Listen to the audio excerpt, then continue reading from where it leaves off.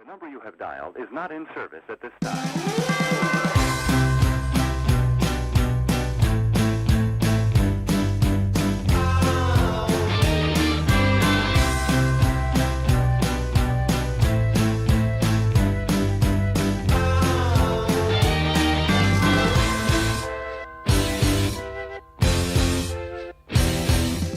Welcome to Spotlight on the Arts. I'm Patrick Cristiano, your host, the publisher of TheaterLife.com, a website for theater buffs in New York City covering Broadway and off-Broadway theater. And we are coming to you from the LTV studio in Wainscott, where I have a really special guest today, my friend Bob Colacello, the writer. What else can I say about you? A lifestyle expert, in a way. Well, yeah, I'm a writer and a journalist, and actually, of late, I've become a curator for Vito Schnabel's gallery in St. Moritz, Switzerland. I curated my first show ever 2 years ago, and where was that? At Vito Schnabel's gallery in St. Moritz. But you said your first show ever was this in Switzerland. Yeah. Wow. Yeah. And who did you have? Well, it was a group show called The Age of Ambiguity: Abstract Figuration, Figurative Abstraction, and I had. I had a Warhol camouflage painting, which Andy was always saying, how can I make an abstract painting that's not really abstract? So camouflage was one of those ideas because it looks like an abstract painting, but it is actually a representation of military fabric. So, you know, and then I had Sterling Ruby, Rashid Johnson, Jacqueline Humphreys. I had a little Basquiat, Jeff Koons, Jonas Woods. I sort of was inspired by seeing some paintings of Cecily Brown, whose work I love, at Doug Kramer's house in Miami Beach. In his dining room, he had three sort of gray and red and pink paintings that, you know, at first looked like de Kooning's or something. They're very gestural, but then you start seeing little figures and things, and she walks a line between figurative and abstraction. Oh, cool. And I thought, you know, you're seeing more and more of that among the younger generations of American artists, but even European artists. And for me, we live in an age of ambiguity. I mean, politics and entertainment have merged, or, you know, the lines are all blurred. Gender lines are blurring.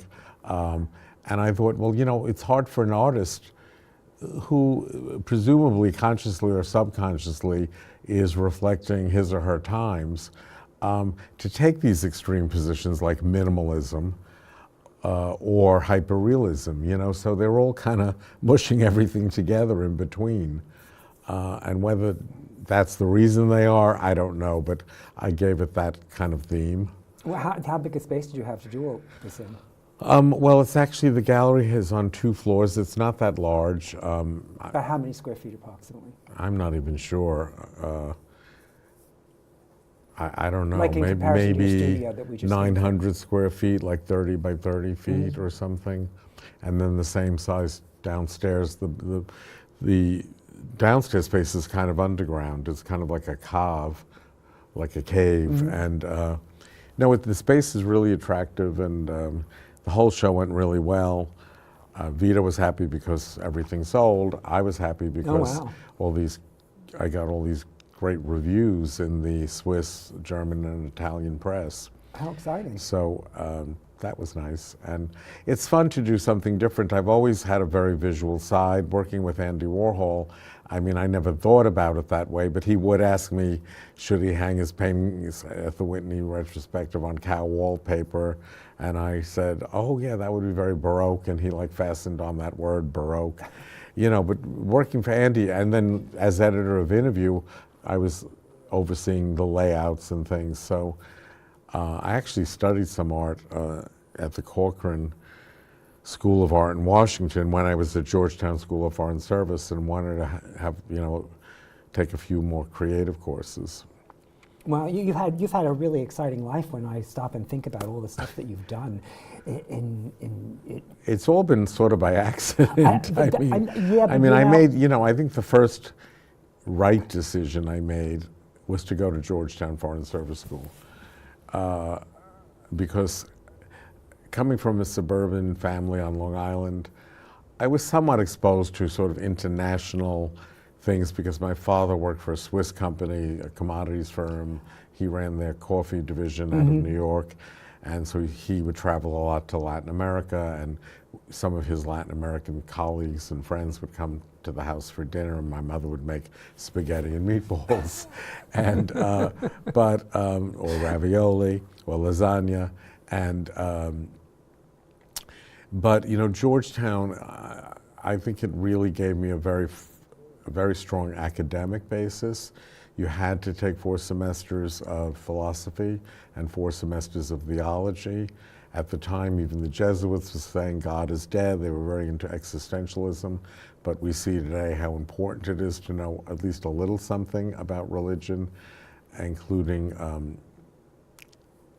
all religions. We took comparative religion.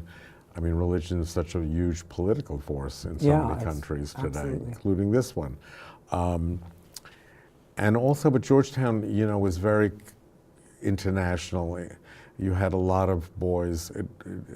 Foreign Service School, we had a 10% quota for girls, if you can imagine things actually being like that then. The School of Languages and Linguistics was 50-50 boys and girls, because they said women could become translators, but it was not so likely they'd ever become diplomats. But the Foreign Service School especially, I mean, about a third of the student body was from Spain, Italy, South America, the Arab world. You know, it was sort of the school of choice for also a lot of children of diplomats who, you know, who were based in Washington. So it gave you a very worldly experience, right away. And then what made you start to take your MFA in film? Well, while at Georgetown, I also was, you know, like any college student, separated from my parents. So I was less and less under their influence, and they had me on this track. If not to be a diplomat, actually the idea was I would become an international businessman and actually work for the same company my father worked for, the same Swiss company, because you know, my father would take me to his office on Wall Street a couple of times a year, and the president of the company in New York took a liking to me. I don't know. You know, I was always, I mean, I started reading the New York Times when I was 8 years old. I was always, my favorite subject was geography. My hobby was maps and stamps. Anything to do with travel, you know, and I guess getting out of Plainview, Long Island. This is something I never knew about you. This is very interesting. But so what got you to the film, though? So, okay. So, you know, once I got to Georgetown, and I realized, you know, I first of all, I've made friends with this group of kids who were also from Long Island, but they were prep school kids, and they had a band called the Brave Maggots. And I was like their mascot, because music, forget me ever trying to play an instrument. So I kind of just was hanging out with these guys, and we would go to 14th Street to the Howard Theater and see James Brown, and hang out in jazz clubs with the black musicians, and started smoking pot. We were like the first people, I think, at Georgetown to smoke pot. We would bury it under a tree out on the canal. How is this getting you to the film? You're not fine. Well, okay, by my senior year at Georgetown, I was so obsessed with all the new Italian and French films. You know, I went to every Antonioni movie, every Fellini movie, every Pasolini. They were terrific artists, of course. Godard, Truffaut, René. Wow. Last year at Marienbad, I saw 6 times. Right? You know, The Weekend by Godard, I saw about 4 times, even though it was just a traffic jam for 2 hours. So where I want to get you with. So I decided I wanted to be a filmmaker. Oh, is that what it was? In my senior year at Georgetown. I was not alone in that desire. Film was the thing to be, you know, the career of choice for so many young, maybe more creative people in my age group was film. That was like the big moment. So you started writing criticism, but you went to be a filmmaker? Well, I wrote my first 1 or 2 reviews for the Georgetown magazine. But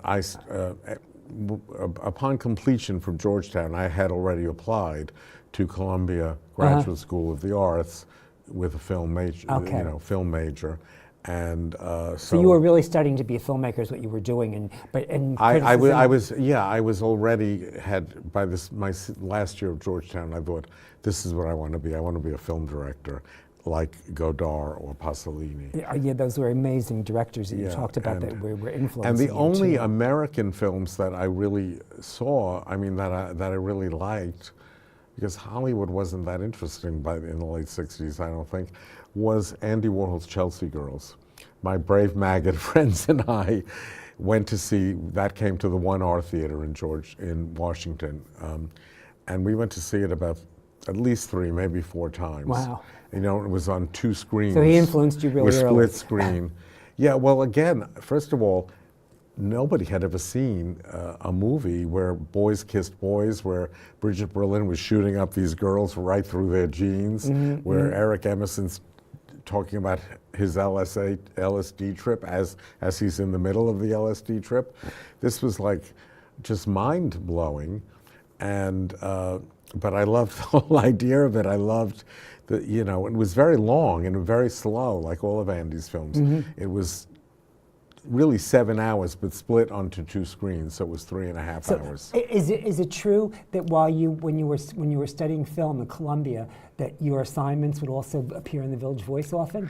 Yeah, that's what happened. I got how to did Columbia. that happen? How did you get I got to Columbia, you know, and you had to take film criticism and film history. But how did you get the gig at Village Voice? The professor of film criticism and film history at Columbia was Andrew Saris, who was the lead critic for the Village Voice. Oh, wow. And he and Pauline Kael were the 2 most prominent intellectual film critics in America at that time. Yeah, I remember that. And he was very involved in the auteur theory, which was a French idea that a film was ultimately a director's work. It wasn't a collaboration, it wasn't the producers. And anyway, we had to review a film a week for his class, something that was in the theaters.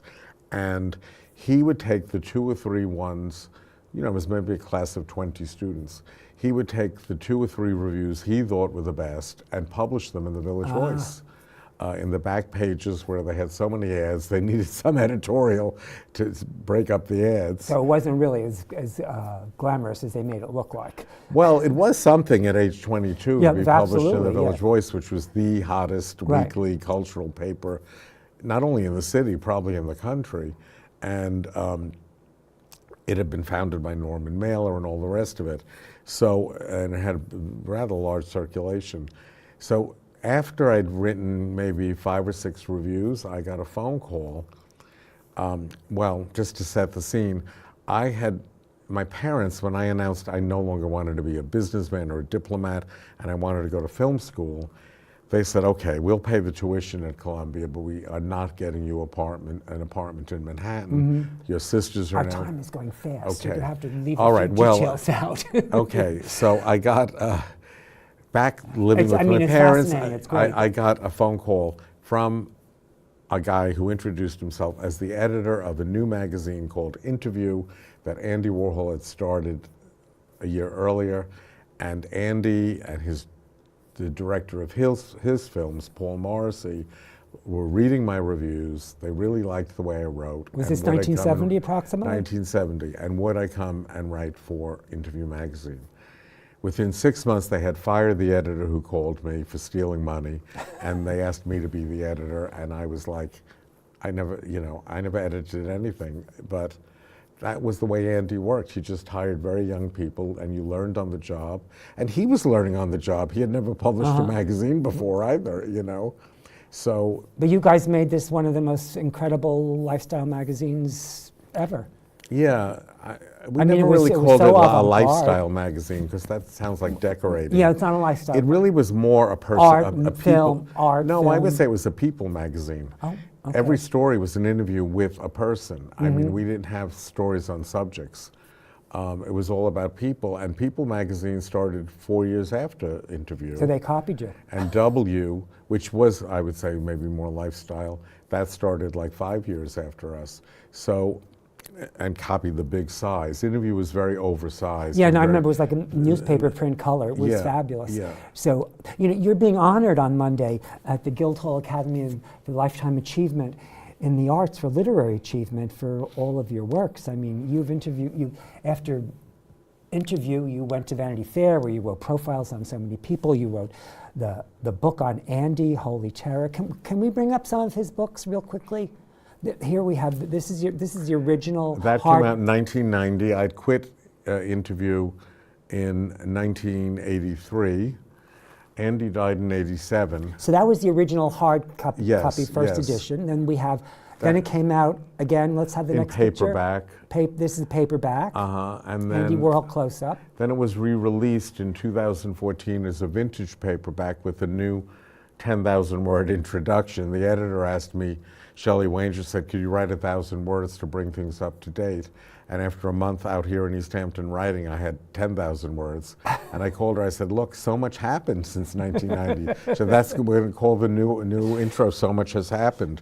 Because Andy just gets bigger and bigger and bigger. But you have such, what was it? The New York Times said that your review was one of the best and My book, best, yeah. most well observed book on the subject. Killingly of Andy. observed. I Killingly think. observed. That's But it. you know, it's not a book against Andy.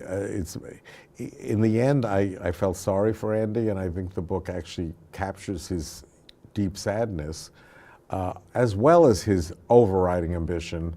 He was determined to be the Picasso of Was he his time. bipolar, do you think? Some people think he might have been Asperger's because he didn't like being touched. He related to people in a kind of odd way. In fact, I mean, he needed people around him like myself and Fred Hughes, his art manager, who were very talkative, who could get along with anybody, you know, in terms of conversation, because he himself would just stand there and say, oh, gee, oh, wow, oh, you look great, oh, gee, oh, Bob, you know, Bob was just in Europe with me, and we met Elizabeth Taylor. You know, tell Nan Kempner Did you about ever meet Elizabeth Elizabeth Taylor. Taylor? Yeah, Andy had a walk-on in an Elizabeth Taylor movie in Did you Rome meet in her, though? 1973. Yes, I went along. I had to hold Archie, his dachshund, on the set for a week. And then we went back a few months later. We had another week. I think I met everybody. Once, I always say I never had a social climb or be a groupie or anything because, like, I just landed on Mount Olympus in Andy's helicopter because Andy started right away. He never liked to go anyplace alone. He loved to take an entourage to parties. So, you know, if you were working... Did that so he'd get more attention? Well, then we were all working the room for him. Oh, okay. But also it made him feel more secure. And, you know, he would just say, you know, at the end of the workday, oh, gee, you want to go to a party? And it would be like Mick Jagger's 30th birthday party given by Ahmed and Mika Erdogan, and we had to pick up Truman Capote and Lee Radziwill on the way. So, and I'm like 23, 24, you know, 25, and it's mind-boggling, but it didn't faze me that much because I remember going to Paris for the first time and going to like lunch at Marie-Helene de Rothschild's with Helene Rochas and Souche Schlumberger and all these very grand ladies. And they're all gossiping about Jacqueline Dury because she wasn't there. Oh, wow. And I'm thinking, this is like my two grandmothers on 40th Street in Borough Park, Brooklyn, you know, and my Aunt Jenny. And it's the same thing. They're all gossiping about whatever friend isn't there, but they're all doing it to make each other laugh. You know, and it's like people are all the same, and human degrees, nature right? is. So I never, you know, was I impressed? Yes, I would have been totally jaded if I wasn't. But on the other hand, I always sort of felt I could take it or leave it. Well, and now they're having they're having a retrospective on Andy right now at the Whitney. Yeah. How many times have you been there? And I've had to been there speak? about 15 times to give tours, talks, panels. You know, I'm a little Andied out, but I'm sure. I just came from Mexico City, where there was an art fair, and the leading young art collector there, Eugenio Lopez, interviewed me about Andy. Look, I was privileged to work for him. I quit because I'd had enough. You know, hanging around a genius for too long, you end up with nothing left that's your own, because what geniuses, part of what they're good at, is taking whatever they can for their vision, and you know, you're left like a little empty. But you know, what an education. And nobody else would have said, here's a magazine to run at 23 years old. No one else would have said, oh, you can write my philosophy book with my secretary, Pat Hackett. You know, I mean, you just got to do things that we were just really experimenting in a way. You got to do things because you brought all that stuff to the table, too. Well, I guess in the end I could do them, you know. You were but recognized. But it was all like, the factory was all about, it was like having fun in a way, you know. It was a camp. It was, I mean, it was. Well, that's an important aspect of life, isn't it? Yeah, no, it was. But we were also serious. I mean, we went to work every day, even if we were at Studio 54 until 4 in the morning, and an after-hour bar after that. And we got the magazine out. And Andy, you know, one of the most interesting things as someone I took through the Warhol exhibition said to me is, why do people call his 70s and 80s work, you know, the 60s were the Campbell soup cans, the Marilyns, considered the great period. He said, but why did they call the 70s and 80s the late work when Andy was 58 years old when he died? That's not the late work. Late work is like de Kooning when he had Alzheimer's, you know, at age 90. And Andy was really, so when you realize at that exhibition that he died at age 58, you can't, I mean, he was so prolific, not only in the amount of subjects he painted, the amount of each, how many paintings of each subject, whether it be Mao, the skulls, the shadows, or the Liz's or the Elvises, but how many ideas he had, how many, you know, areas he went into, and the wallpaper, the sculpture, the videos, the films, the magazines, the books. I mean, he was really one of the most productive artists of our time. And in terms of all the encompassing things that he did, it's so wide a scope that he took in.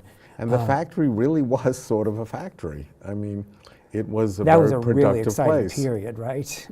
Well, Factory New York period. in the 70s was so exciting Yes. because, you know, here we were, the baby boomer generation, coming out of college, mostly in like 68, 69, 70. We were the first generation in America that was largely affluent, where women largely went to college, which was not true before World War II. We were the first generation to really get into sex, drugs, and rock and roll. So everything was like new, you know? I mean, the music was new, especially when the disco music came in, where everybody could dance with everybody and you didn't have to learn steps. And you know, and then cocaine came in, you could stay up all night. But you know, we weren't doing any of this to be self-destructive. Nobody was taking heroin at the factory, or at Studio 54. It was all about, I don't know, I call it the innocent stage of decadence. You know, it was about having fun. Yeah, because it was fresh and people didn't know. And even if you know, and there was also this window of opportunity, which is something Diane Furstenberg said to me in the story I wrote on 54. She said, you know, we had this period between the invention of the pill, which sexually liberated women, and the advent of AIDS, which kind of made you think twice about sex.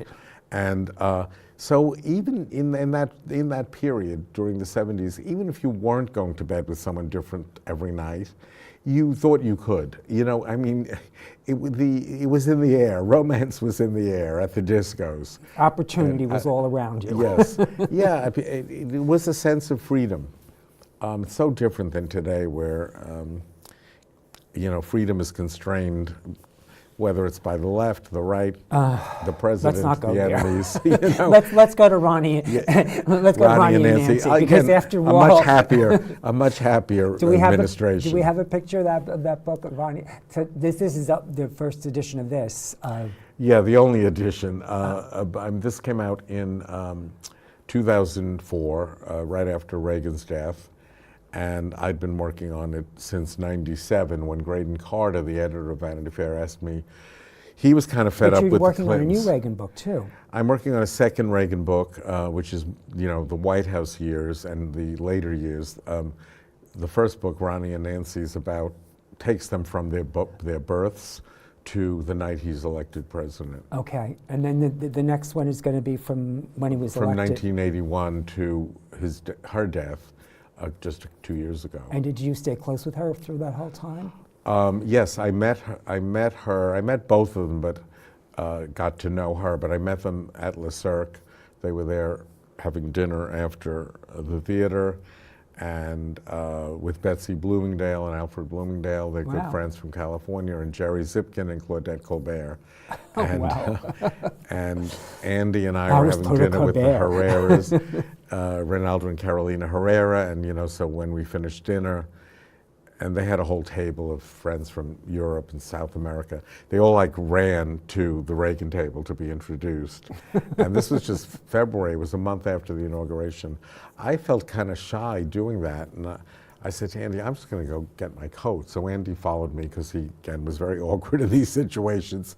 And we're waiting at the coat check, having sort of avoided passing the Reagan table.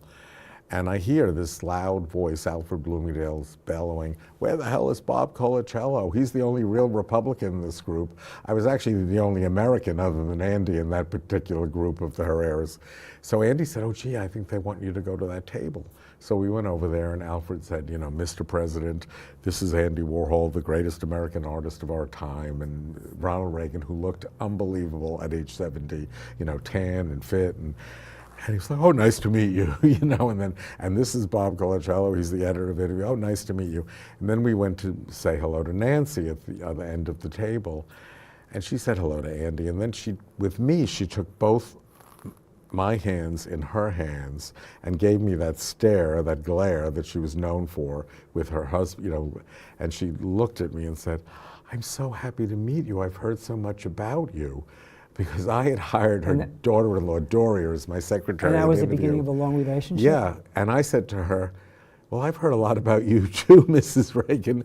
And she started laughing. She let off this laugh that was so sexy and smoky and just seductive. It didn't go with this prim and proper lady in the Adolfo suit and the bulletproof hairdo. And, right then I realized she was much more complex than the press was making her out to be, or that I even assumed her to be. And she started calling me at Interview and asking me, why did the press hate her? Please tell Ron and Doria they cannot give up their Secret Service. Gaddafi wants to kidnap them. And it was just the start of a friendship. And looks like 2 books I too, became possibly. one of her, I would say I really became a confidant for her. And would you believe we're out of time? Well, that's because you're such a good interviewer, and and with me, you just push a button and I go. It's dense. Your story is dense, and there's a lot of detail. And well, it's terrific. I'm going to be 72 years old. You have to come back. I have to come back to be continued, right? Yes, to be continued. And congratulations on your honor on I'm Monday. honored to be honored by Guildhall. I'm not really even sure why I'm being honored, but it's a nice thing. Because you're an artist, and you're a good artist, and you're a photographer. We'll kind of have to talk about that too, okay? Next time. Next time. Next time. Thank you. Thank you, Patrick.